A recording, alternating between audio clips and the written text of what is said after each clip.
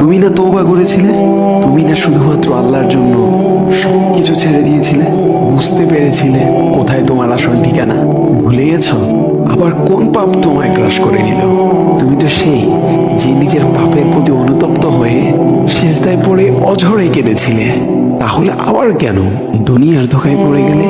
কেন ভুলে গেলে কোথায় তোমার আসল গন্তব্য? তুমি কি হার মেনে নিয়েছো নফসের কাছে?